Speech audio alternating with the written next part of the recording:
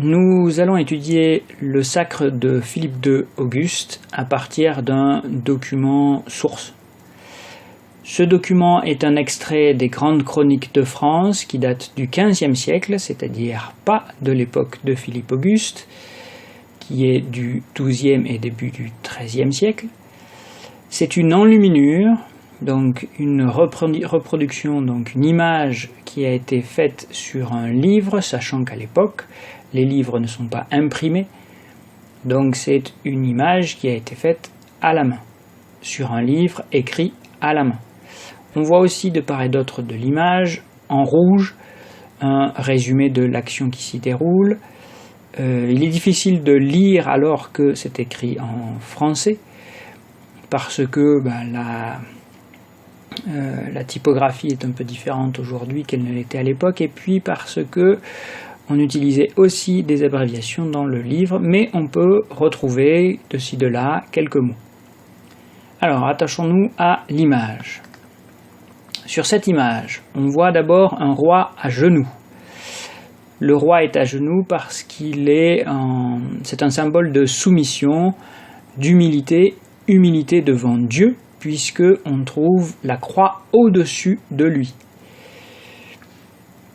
Ça montre également que le roi est protégé par Dieu. Il est sous la protection de Dieu. Sur l'organisation de l'image, on constate également qu'il y a deux groupes distincts qui apparaissent, de part et d'autre finalement, à peu près, du roi. À la gauche de l'image, on voit des hommes qui sont finalement assez vêtus de la même manière. Ce sont des évêques qu'on reconnaît à leur chapeau, la mitre. Ils portent également, parfois, pas toujours, un bâton, le bâton de berger, puisque l'évêque est, comme le curé, celui qui garde ses ouailles, comme le berger garde ses moutons. À l'opposé, donc à droite de l'image, nous avons les grands seigneurs.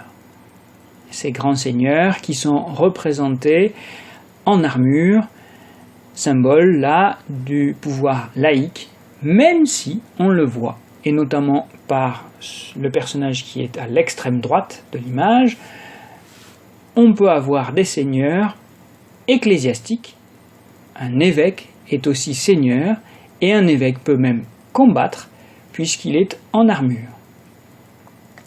Parmi ces personnages, il y en a deux qui nous intéressent un peu plus. Vous avez le roi d'Angleterre qui tient la couronne, qui est reconnaissable à son blason.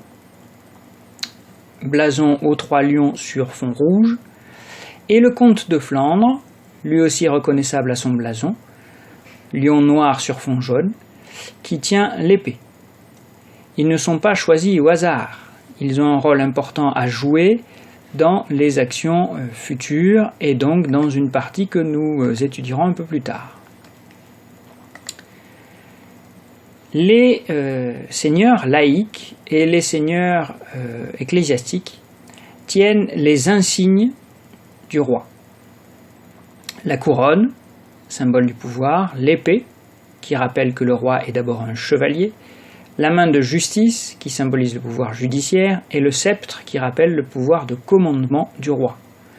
On peut y ajouter le blason des Capétiens, qui apparaît à la fois sur le manteau du roi et comme de fond de décor, ou encore sur le fourreau de l'épée.